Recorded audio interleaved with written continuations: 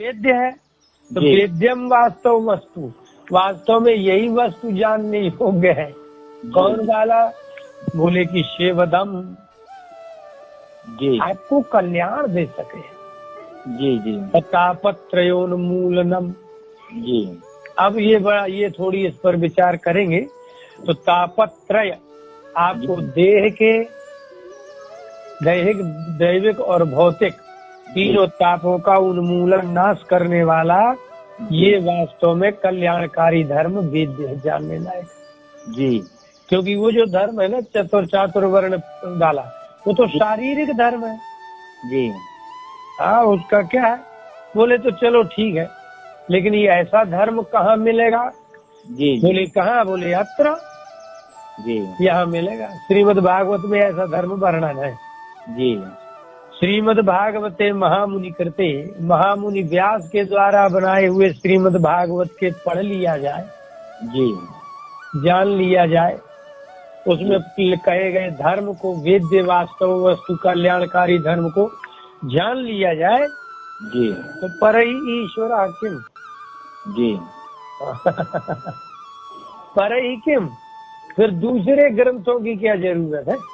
जी हाँ, क्योंकि ईश्वर समर्था, जी ईश्वर जो भगवान है वो जी। सद्यो हृदय अवरुध्यते जी। ये है। तो किम परैहि पुराणैहि ग्रंथैहि, दूसरे पुराणों से, ग्रंथों से, धर्म शास्त्र से, न्याय व्याकरण वेदांतों से क्या लाभ है? सब कुछ श्रीमद् भागवत में मिल जाएगा। जी जी। अच्छा, अब जब सब श्रीमद् भागवत में मिलेगा जी तो श्रीमद् भागवत में क्या मिलेगा बताइए? जी। तो बोले ये मिलेगा जी कि अत्र इस श्रीमद् भागवत के पढ़ने से, जानने से जी ईश्वर जो भगवान है, जो शिवद कल्याण करेगा, वो हृदय अवरुध्यते, जी हृदय में ही बंद हो जाएगा। जी जी। अच्छा, अब उसमें काल का नियम भी है क्या? अब जैसे आप धर्म का आचरण करते हैं तो धर्म का फल कब मिलेगा? यज्ञ का फल कब मिलता है? स्वर्ग। तो स्वर्ग कामो यजेत, जी ज्योतिष्ठोम यज्ञ करे जिसको स्वर्ग चाहिए। तो स्वर्ग बिना मरे कैसे मिलेगा भैया? जी। तो वो तो मरने के बाद मिलेगा ना। जी जी। हाँ, तो आप जो भी धर्म शास्त्र के द्वारा कहे हुए धर्मों का आचरण करेंगे उसका फल कालांतर में, बाद में मिलेगा। लेकिन श्रीमद् भागवत से शुश्रूषुभि ही, जी, जो सुनना चाहता है उसको शुश्रूषु कहते हैं। जी। और कृति भी, जो करोति थी, कृति भी, कृति जो करते हैं, जो सत्कर्म करता है, इसको सुनने वाले हैं, उनके हृदय में तत्क्षणात् सद्य है। ये दो शब्द लिखे हैं जी। तो जो सद्य का अर्थ है वो तत्क्षण का कुछ तो अंतर होगा ना। जी जी। तो सद्य में थोड़ी देर लगती है जी। और तो तत्क्षण तो ये समझो जैसे आग में आपने हाथ रखा और जल गए। जी जी। तो सद्या का तात्पर्य है यदि आपके साधन में कोई न्यूनता रह जाएगी जी, तो थोड़ी समय बाद वो हृदय में भगवान प्रकट होंगे। जी। और यदि बहुत अच्छा खाली कृति ही है, जी, यदि खाली पुण्य करता है, पुण्य समझ के जो है भागवत को श्रवण करेगा तो सद्या हृदय अवरुद्ध। तो सद्या माने कुछ समय बाद हृदय में अवरुद्ध होंगे, भगवान प्रकट होंगे।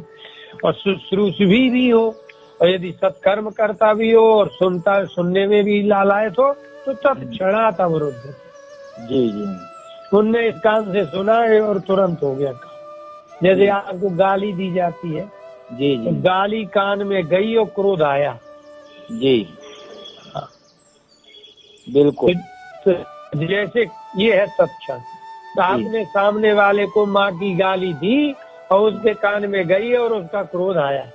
जी, माने भागवत का यदि आपके कान में शब्द गया और यदि आपका अंतःकरण इतना व्याकुल आतुर है जी तो बस सुनते ही भगवान वही हृदय में हो जाए। जी अब लिखा है अवरुद्ध थे, जी बंद हो जाते हैं। जी। इसका मतलब है कि निकलते हैं क्या रोज? नहीं। ये जो अवरोधन है, ये अवरोध शब्द ये ज्ञात कराता है कि रोज निकल जाते हैं, जी लेकिन जब भागवत सुनोगे तो रुक जाएंगे, बंद हो जाएंगे। जी ये तात्पर्य निकला। जी जी तो इसका तात्पर्य निकालने के लिए अवरोध का अर्थ ये समझ लीजिए कि वास्तव में भगवान सबके हृदय में रहते तो हैं, लेकिन बंद नहीं रहते। जी जी वो स्वतंत्र है। जी जैसे ही आप स्त्री की ओर जाता है पुरुष जाता है स्त्री की ओर, तो भगवान बाहर खड़े हो जाते जी जी कि भैया तुम यही कर लो। जी जी जैसे ही वो रुपया के लिए जैसे ही वो निकलता है आदमी, तो भगवान उसके हृदय से ना निकलते तो वो थकता कैसे? सही है। तो शब्द स्पर्श रूप रस गंध, जी इन 5 चीजों का उपभोग जब जीवात्मा करने निकल पड़ता है, तब उसकी बुद्धि विकृत हो जाती है, फिर वो किसी की नहीं सुनता। तो भगवान कहते तो भैया मैं भी तुम्हारे साथ नहीं हूँ, तो निकल के बाहर खड़े हो जाते। जी और ये अवरोधन का मतलब ये हुआ कि जैसे ही भगवान बाहर निकलने को तैयार होते हैं, तो कान से जैसे ही उसके भगवान की आवाज गई और वह व्यक्ति ने संसार के सारे व्यापार छोड़ दिए। जी जी। तो श्रीमद् भागवत का फल 2 है। एक तो व्यक्ति का निर्व्यापार होना, जी, संसार के विषय भोगों से पूर्ण निवृत्ति, निरत हो जाना। जी, एक तो ये फल है, और भगवत प्राप्ति, ये 2 फल। जी जी। अब इसको तीर्थ करने जाने की जरूरत नहीं रह गई, क्योंकि जहाँ सुनेगा जी वही हो गया, बात खत्म। जी जी। अब हम एक शब्द पर आते हैं जी कि तापत्रय उन्मूलनम। जी 3 प्रकार के तापों में से जो देह ताप होता है, जी, तो देह में जो रोग पैदा होते हैं वो प्राकृतिक होते हैं। जी, और दैविक जो होता है, तो देवताओं की अवहेलना हो जाए तो वो दोष होता है। जी, और भौतिक तो कुत्ता बिल्ली भाई बहन पति पत्नी, ये सब भौतिक दुख कहलाते हैं। तो क्या तापत्र में दैविक भौतिक ताप भी वह गृहीत है? बोले हाँ गृहीत है। जी। जैसे जड़ भरत को उनके भाई लोग कितना सब कह रहे थे, अपमानित कर रहे थे, भगा रहे थे, रोटी नहीं दे रहे थे, लेकिन उनको दैविक ताप तो लगा ही नहीं, भौतिक। तो संसार के लोग आपको घोर अपमान भी करेंगे, तो भी आपको भौतिकों के द्वारा किया गया अपमान मन को प्रभावित नहीं करेगा। जी जी। तो इसका मतलब है मानसिक ताप नाश हो जाएगा। जी, ये हो गया दैहिक भौतिक का। जब भौतिक में विवेक नहीं करेंगे, ये मुझे क्या कह रहा है, मेरा अपमान कर दिया, तो आपको भौतिक के अपमान का ज्ञान न होने से मानसिक संताप नहीं होगा। जी। अच्छा, अब आया दैविक ताप। जी। जिन देवताओं की हमारी परंपरा से, कुल परंपरा से वेदाध्ययन इत्यादि सत्कर्म, यदि आपने उस धर्म का त्याग करके एकमात्र भगवान की ओर जाएंगे, तो देवता तो नाराज हो ही जाएंगे। जी। तो देवता नाराज किस कारण से होते हैं? बोले कर्म दोष हो गया। आप मनसा वाचा कर्मणा कर, समझ रहे ना? जैसे दैविक भौतिक ताप होते हैं, ऐसे मनसा वाचा कर्मणा ताप होते हैं। जी। तो भौतिक ताप की निवृत्ति होगी तो मानसिक संताप नष्ट होगा। जी।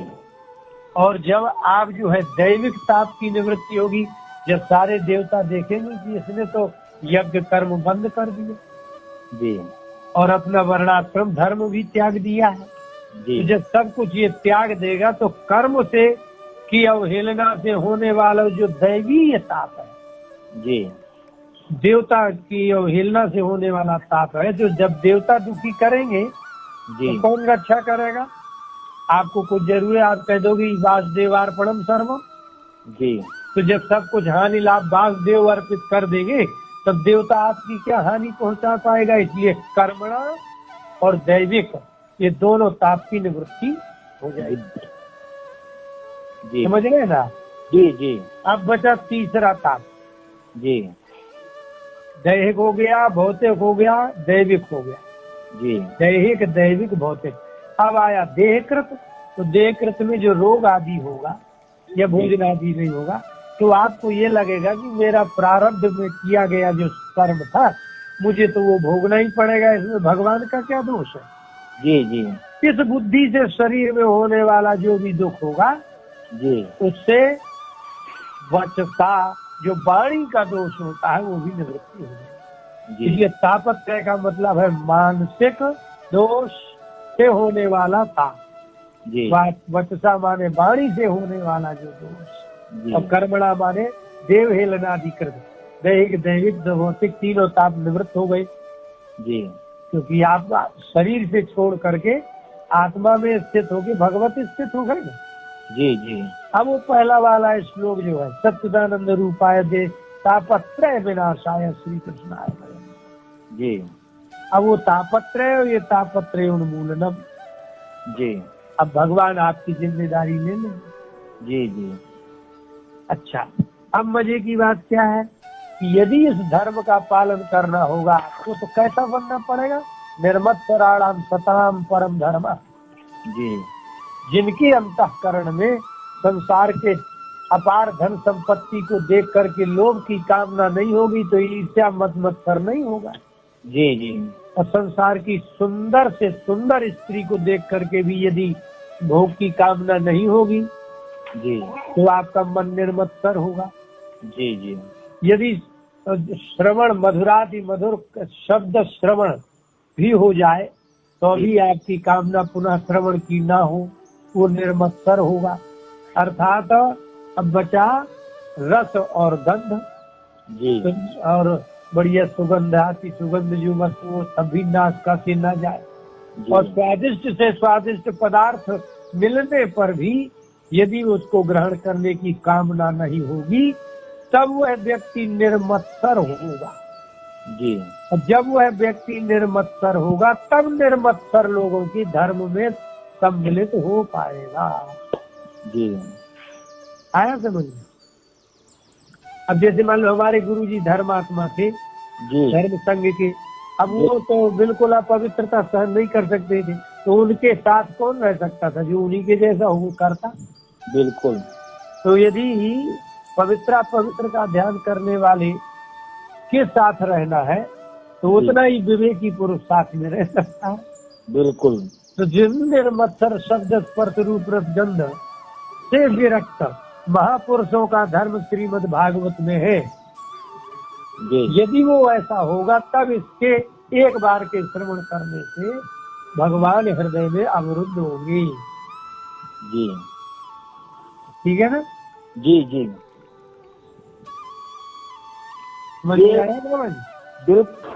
ये मैं थोड़ा पूछना चाह रहा हूँ जी कि प्रथम श्लोक में जो अन्वय और इतर वृत्ति माने व्यतिरेक, हाँ और अन्वय और व्यतिरेक की चर्चा नहीं हुई उसने आपसे उससे, हाँ तो ये जो अन्वय का लक्षण है तत्सत्य तत्सत्वम अन्वय है, यही होगा ना। हाँ। और व्यतिरेक का तदभावे तत्सत्वम या तत्सत्य तदभाव। ये सुनो जी जिसके रहने से जो रहे जी वो कहलाया अन्वय। अन्वय तो इसका मतलब है कि भगवान के रहने से जी जगत रहेगा। जी अगर व्यतिरेक का जो दूसरा अर्थ आप कर रहे हैं जी कि यद भावे यद भावा व्यतिरेका, तो भगवान का तो तीनों कालों में अभाव नहीं होता तो यहाँ कैसा व्यतिरेक होगा फिर। तो वही आप समझना चाहता था कि यहाँ अन्वयाद इतरता है इसको, हाँ हाँ उसको कैसे घटित करना है। हाँ, तो इसको ऐसे करना है जी कि अन्वय माने कि तदेवानुसृष्टा तदेवानुप्राविशत।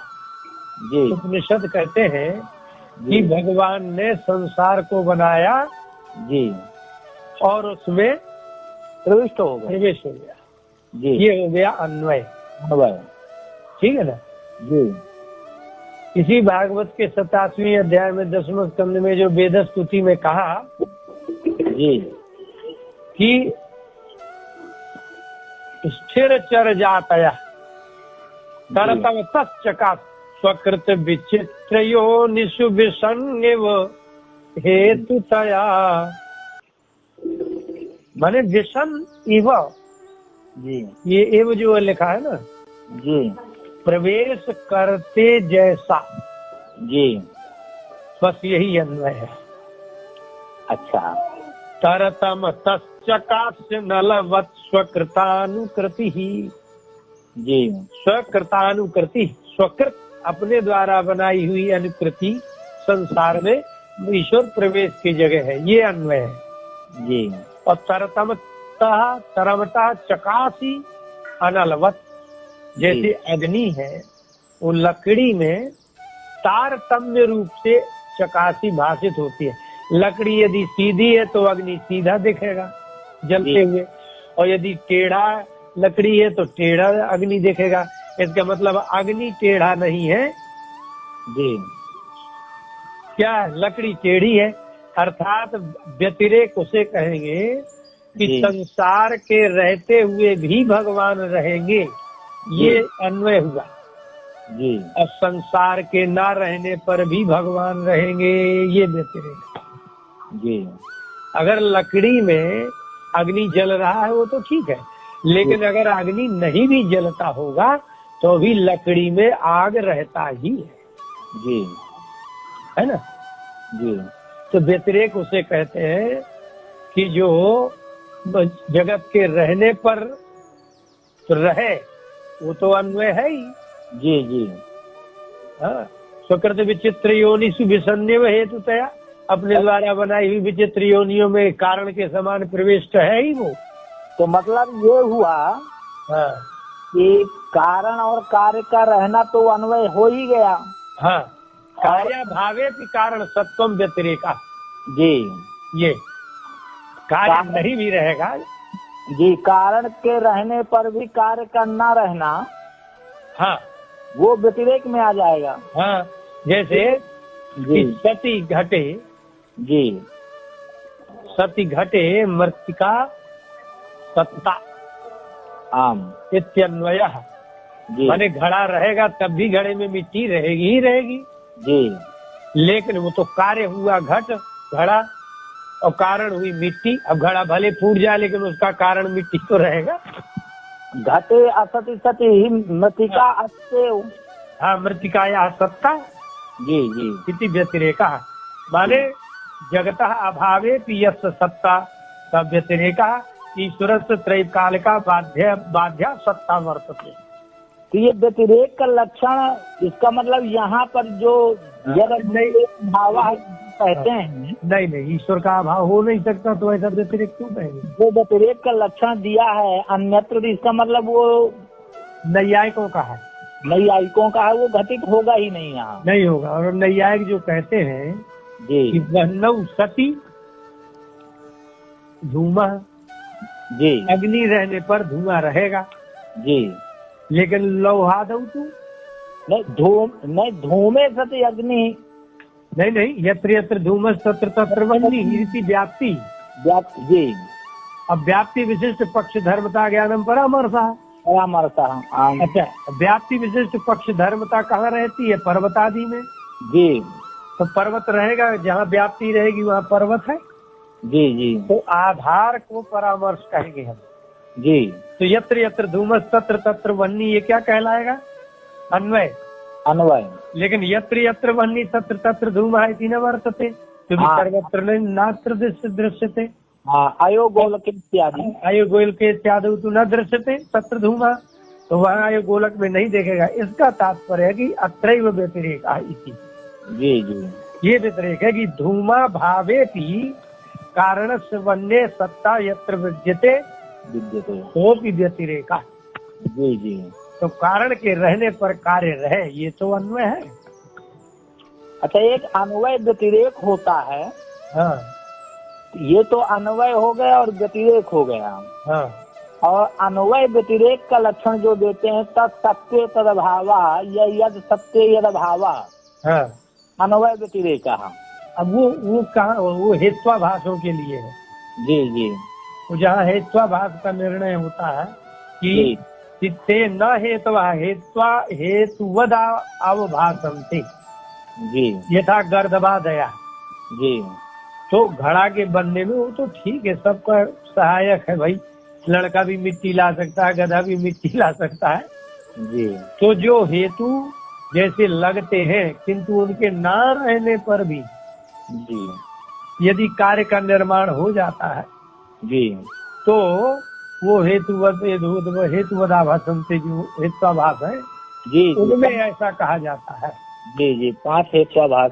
हाँ, तो 5 हेत्वाभासों में से ये है कि यद भावे यद सत्ता, अर्थात गर्दभ के अभाव में भी गधा नहीं होगा तब भी घड़े की सत्ता तो रहेगी। जी जी तो ये तात्पर्य है। इसलिए यहाँ अन्वय व्यतिरेक लगाना है तो अब ऐसा लगा लो कि आपकी उत्पत्ति जो हुई है जी वो वस्तु से हुई है। जी अब जब समझिएगा, जी आत्मा उत्पन्न नहीं होता जी और जो जड़ है वो उत्पन्न होता है। जी परंपरा से प्राप्त जड़ से जड़ पैदा होगा तो माता पिता के शरीर से अपना शरीर पैदा हुआ। जी इस प्रकार से शरीर पैदा हुआ तो ब्रह्मा तक आए। ब्रह्मा जी किससे पैदा हुए? तो कारण पुरुष नारायण से। जी लेकिन नारायण की भी परम सत्ता परम सत्य है, तो वहाँ ही सारा बीज रूप में जगत सदा के लिए रहता है। जी जी तो यद सत्वम अन्वय, अर्थात नारायण के रहते जगत अनादि है। जी तो कैसे अनादि है? तो देखिए, एक शब्द है जी गीता के 15वें अध्याय का प्रारंभ लिखा है। जी क्या लिखा हुआ है? ऊर्ध्वमूल मदा शाखा मस्वत्थम प्राहुरव्ययम। जी अव्यय है ये संसार। जी हाँ, ये संसार ऐसा कभी नहीं होगा कि संसार न रहे।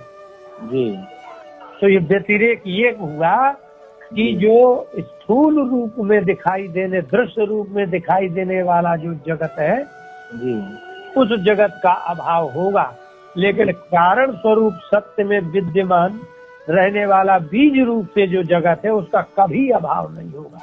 इसलिए तो जगत को अनादि कहा जाता है। जी जी वो अव्यय कहलाएगा ना, क्योंकि नित्य होता है, नित्य नष्ट होता है। कब से हो रहा है ये किसी को पता नहीं। जी जी इसलिए स्थूल जगत, कार्य स्वरूप जगत का अभाव ये व्यतिरेक है जी और इसका कारण रूप सत्य रूप में सर्वदा रहना ये अन्वय है। जी जी ये अन्वय व्यतिरेक कहलाया। जी जी तो निधानम बीजम अव्ययम, जो भगवान अव्यय है तो जगत को भी तो अव्यय ही कहते हैं ना।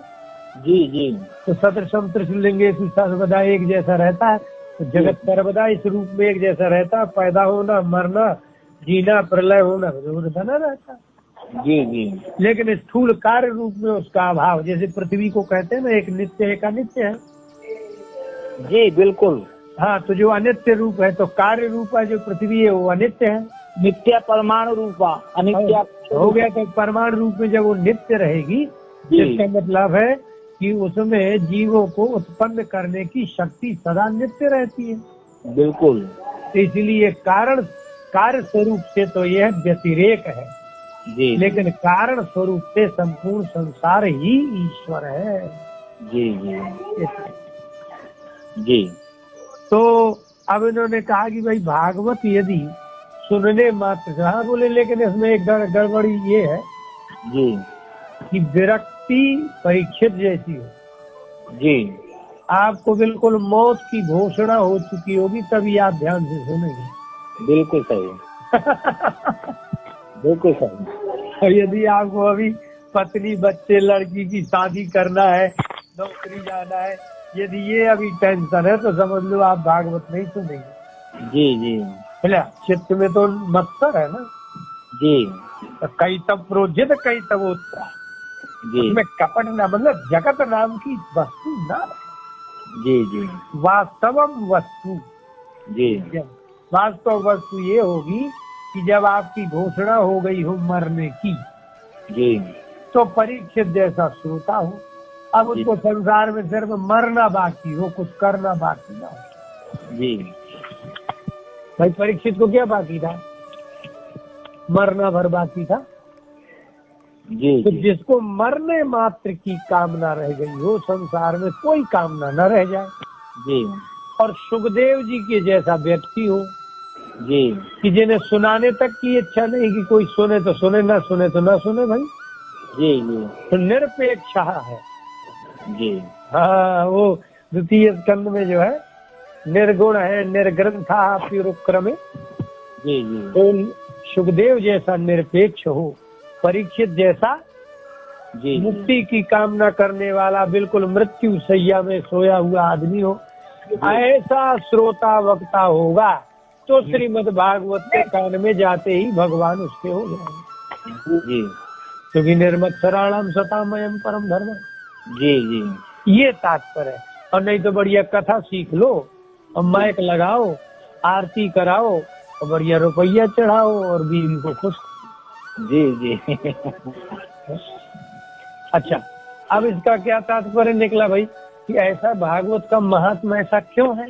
जी मतलब ऐसा श्रीमद् भागवते महामुनि कृते किं वा परैहि ईश्वरा। हाँ, जी माने दूसरे पुराणों का कोई लेना देना नहीं है, वेदों से कोई लेना देना नहीं है आपको, जी धर्म शास्त्र से कोई लेना देना नहीं है, किसी देवता से भी नहीं कोई। जी क्षेमाक्षेपे है, उससे समास है। जी तो उनसे क्या लाभ है? बोले इसलिए कह रहे हैं कि निगम कल्प तरो गलितम फलम। जी जी सारे संसार के मनुष्य चाहते हैं कि जी फल चाहिए, जी हमें कुछ करना न पड़े। जी जी ऐसा कौन नहीं चाहता है? इसलिए तो घूस चल रही है जी कि भाई अब सरकार की पूरी तनख्वाह घर आ जाए जी और हम घूस से यहाँ काम चला लें। जी तो जी फल की कामना तो फलेप्सु तो सभी लोग हैं। तो बोले इसलिए इसमें इतनी ताकत है श्रीमद् भागवत में कि जी निगम कल्प तरु। कल्प तरु का मतलब है कि अगर आप स्वर्ग के लिए यज्ञ करते हैं वेद विधान से तो आपको स्वर्ग मिलता है। जी इसका मतलब है कि वेदों में वो सामर्थ्य है कि जिस कामना से आप करेंगे वो आपको प्राप्त होगा। जी इसका मतलब है कि वेद तो कल्प वृक्ष है। जी अब किसी को पुत्र करा दो यज्ञ तो पुत्र प्राप्त हो जाता है, स्वर्ग चाहिए तो स्वर्ग प्राप्त हो जाता है। तो इससे एक बात तो सिद्ध हो गई कि वृक्ष, कल्प वृक्ष तो वेद ही है जी और कोई नहीं। इसमें कर्म धारण करेंगे ना, निगमश्चासौ कल्पतरु निगम कल्पतरु तस्य निगम कल्पतरु। हाँ, ये भी है ना, निगमा एव कल्पतरु। हाँ वो भी ऐसे। जी निगमा एव कल्पतरु जी नान्ये ग्रंथाः पुराणादयोऽपि न धर्मशास्त्राण्यपि न। जी इसलिए निगम एव कल्पतरु। नहीं तो ससासौ कर्म धारे। हाँ, वो कर लीजिए। हाँ जी तो नियोगो वधारणम निश्चित अर्थ में आप समास करें जी जी तो वेद ही कल्प वृक्ष है और कोई है ही नहीं जो आपकी कामना पूर्ण करा दे। जी जी और तस्य, उस वृक्ष का अगर कोई फल है तो फल का तात्पर्य ये निकला कि आप वेद न पढ़े, सीधा भागवत पढ़ लें। जी गलितम फलम, गलित माने परिपक्व है। जी तो अभी एक और नई बात है कि परिपक्व फल क्यों कह दिया है, इसमें गलित फल क्यों कहा वेद का? जी बोले इसलिए कि फल जब लगता है तब कच्चा होता है, जी समय लगता है तब वो पकता है। इसका मतलब है कि आज आप वेद के द्वारा कहे हुए कर्मों को करेंगे जी और कहो 50 साल बाद मरेंगे तब आपको फल मिलेगा। जी जी ये है मतलब। तो आपको बहुत दिनों बाद वेद के वेदोक्त किए गए धर्म का फल भी तुरंत नहीं मिलेगा। जी जी वो कालांतर में मिलेगा। अब अगर आपको ये कह दिया जाए कि वेदों का इतना इतना 10 साल तक तुम ये नियम पालो, ये व्रत उपवास करो, तब ये आपको फल मिलेगा। अब श्रीमद् भागवत का क्या है बोले 10 साल करना ही नहीं है इसको, सुनो अभी ले अभी ले। जी जी ये तात्पर्य फल। इसमें काल का नाश करने के लिए गलत शब्द निकालना, जी माने जो काल लगता है, समय लगता है, वो इसमें समय नहीं लगेगा। जी जी दूसरी बात क्या है कि वक्ता के ऊपर है। जी जितना सामर्थ्य सुखदेव जी में है उतना व्यास जी में भी नहीं है, जी और सूत जी में तो उतना है ही नहीं है। जी जी तो कोई कोई कर्ता की बात है, जैसे वशिष्ठ ऋषि ने यज्ञ किया है, जी हाँ तो निश्चित है कार्य सफल हो जाएगा। जी श्रृंगी ऋषि ने किया तो निश्चित है दशरथ के 4 पुत्र हो जाएंगे। जी इसका मतलब है कि वेद मंत्र ही प्रधान नहीं है, कर्ता प्रधान भी है। जी जी तो अध्वर्यु होता, वेद मंत्र, विधि, द्रव्य, देश, काल, ये सब प्रधानता है। इसलिए चाहे जो कोई कथा कह देगा कल्याण हो जाएगा, ये नहीं होगा। जी जी इसलिए उन्होंने वक्ता का निर्णय किया शुक मुखार। जी विशेषता ये है कि वक्ता यदि ठीक नहीं होगा, ज्ञानी नहीं होगा, तो ये भागवत आपको कोई फल नहीं देगी। जी जी ये एक बात से सिद्ध हो गई। जी जी तो शुक मुख कहने का तात्पर्य इतना ही है कि शुक मुख से अमृत द्रव, जी हाँ अमृत द्रव, ये अमृत द्रव का तात्पर्य है कि प्रवहनशील पदार्थ को द्रव कहते हैं।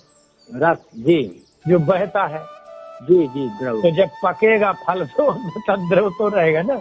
जी जी ये जो आपकी वाणी है ना, इस जी। वाणी के लिए एक शब्द का प्रयोग करते हो आप, जी सरस्वती। जी सरस शब्द है, जी उससे जब मतु प्रत्यय करेंगे तो तब बनेगा सरस्वती। जी रस वाले को सरस्वती कहते हैं, बिल्कुल।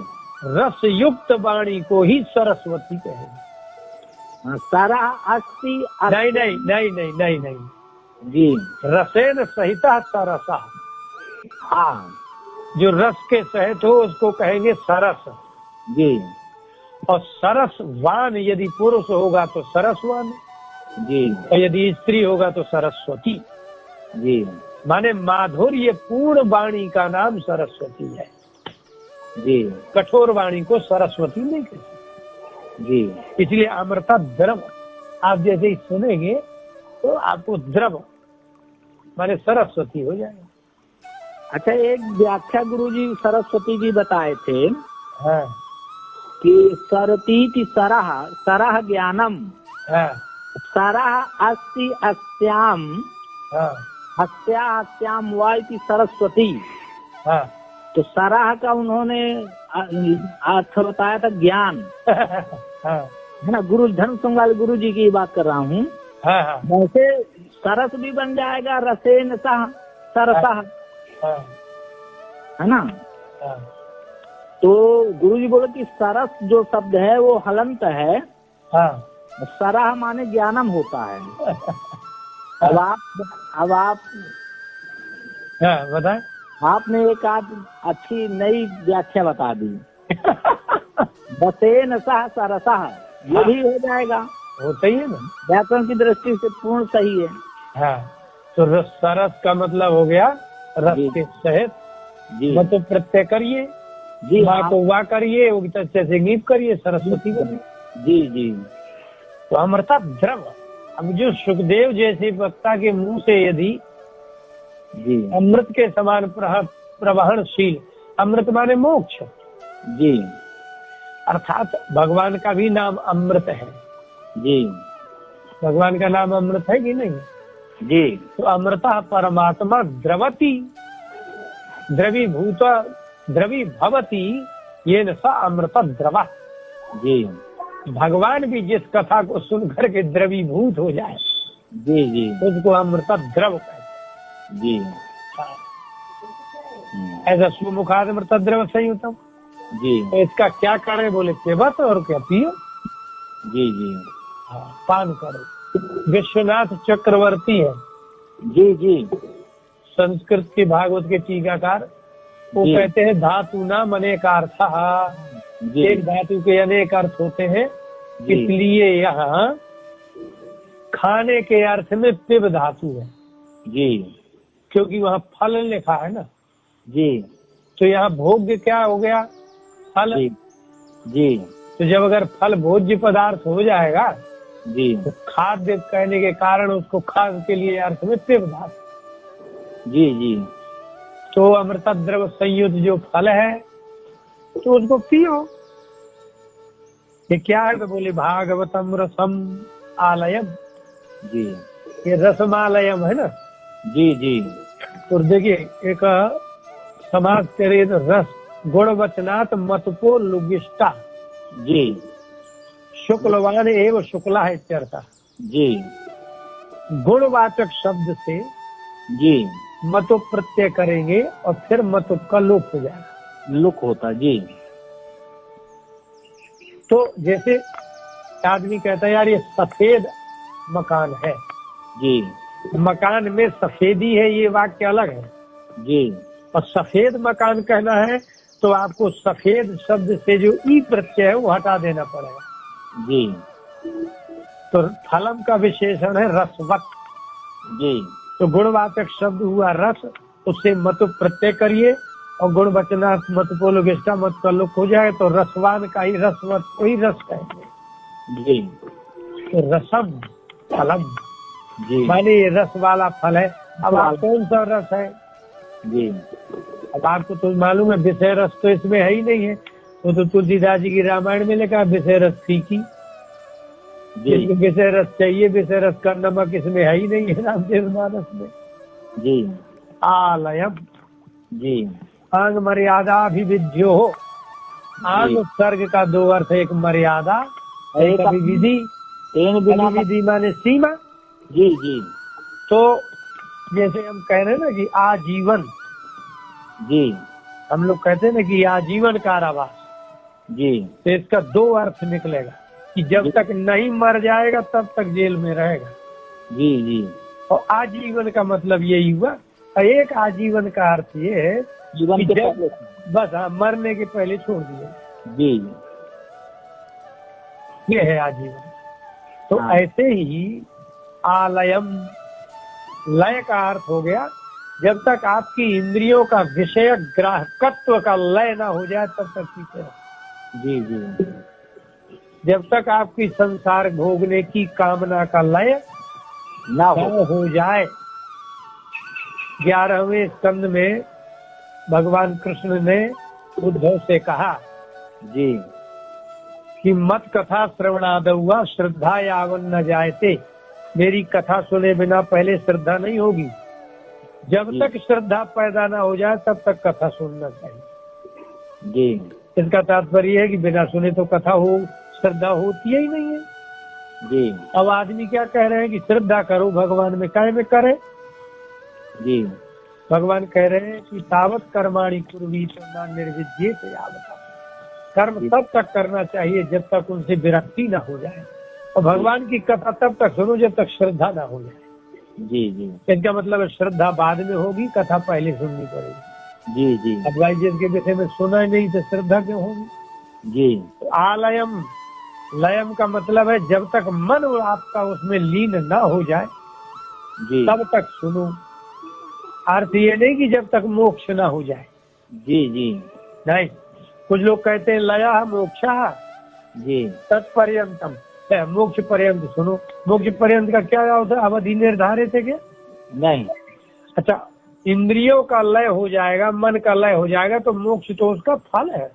जी जी मोक्ष तो तब होगा ना जब आपको विषयों का लय हो जाए, मन का लय हो जाए। जी बिल्कुल बिल्कुल। मोक्ष जब तक मोक्ष ना हो जाए, ये क्या तात्पर्य है?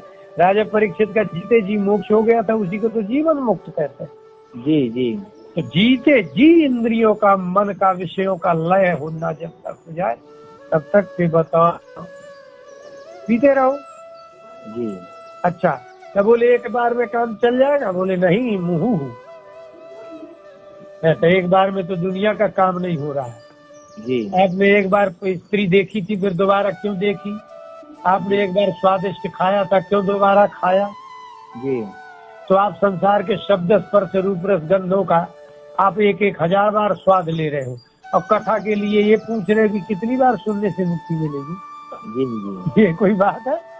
जी इसलिए सूत जी ने कहा भाई जैसे विषयों को आप बार बार भोग रहे हो जी इसी प्रकार से मुहु जी हो, अरे भाई सब बार बार भोग रहे हैं। इसके बार में ये कह रहे हमसे कह रही है, कुछ दिनों से फोन कर रही है कि गुरुजी मेरा लड़का कितने दिनों में ठीक हो जाएगा और कितने रुपया में ठीक हो जाएगा।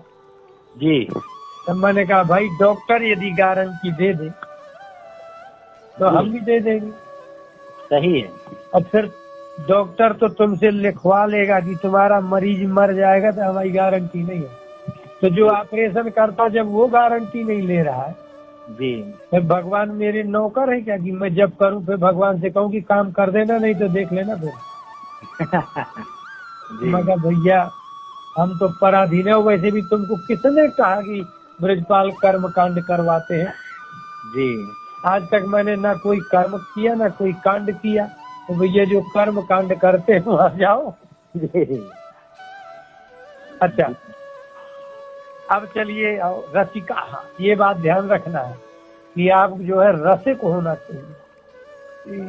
रसे भवा रसिका, रसात जाता रसिका, रसे भवा जो रस में पैदा होता है उसको रसिक कहते हैं, जो रस से पैदा होता है उसको भी रसिक कहते हैं। जी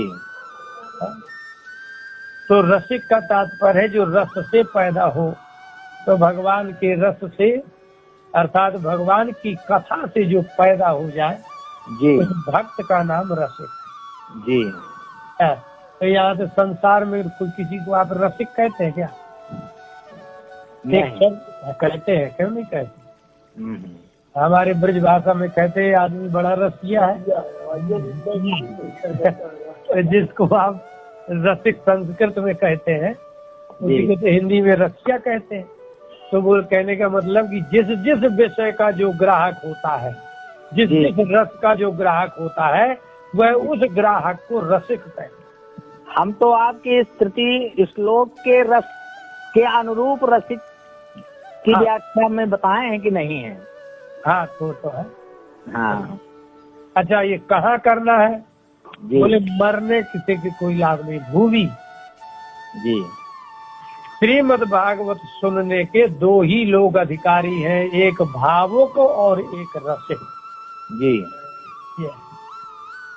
इसलिए उसमें कहा अहो रसिका अहो भावुका जी। अरे भावुको अरे रसिको, इसको बार बार पियो, बार बार भावुक हो जाओ, इमोशनल होना चाहिए जी। भावुक का मतलब है इमोशनलिटी आना चाहिए जी। तो भावुक का भावा उकय उकय प्रत्यय हुआ है तो भावुक बन गया। भावुक और रसिक जो है इतर हैं, इतर दो के लिए कहा गया कि एक के लिए कि भावुका रसिका ये दोनों का विशेषण है, वही मैं पूछ रहा हूँ। हाँ तो सुनिए जैसे कोई आदमी कहे जी वो प्रकांड विद्वान है जी, तो प्रकांड शब्द और विद्वान का ही तो बोधक है। बिल्कुल बिल्कुल। तो एक दूसरे के बोधकता है, क्योंकि जो भगवान के रस का रसिक होगा वही भावुक हो पाएगा इसमें। तो इसका मतलब ये हुआ कि हे भावुक रसिको।